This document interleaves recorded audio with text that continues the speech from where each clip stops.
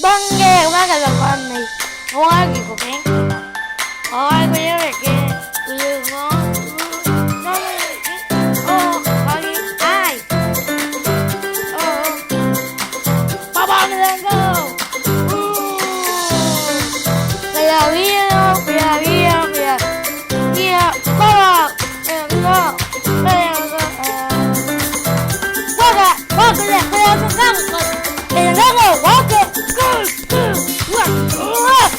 What the hell? What? All right. Go, Hey, da! Wait again. Wait again.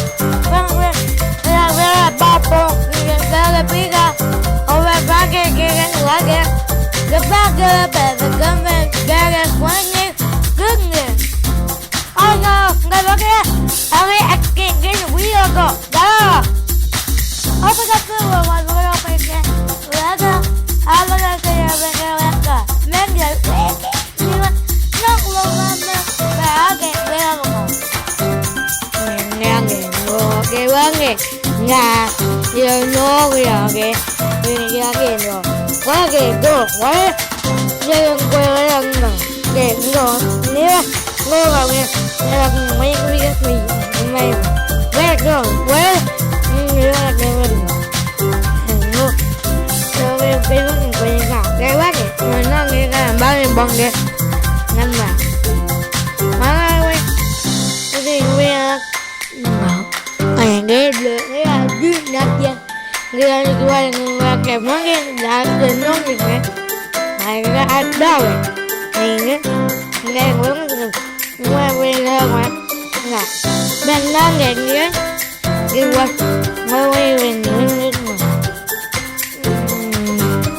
ra quay ngon quá quay quay quay được quay nhà con bác giờ quay kìa ngon giờ bác kìa ba quay vô kìa quay mũi rồi ngồi kìa quay con nó ra kìa cái còn mình đi quay kìa quay ba đó còn đâu mà quay kìa người cũng ngắt người cũng ngắt lên quá tôi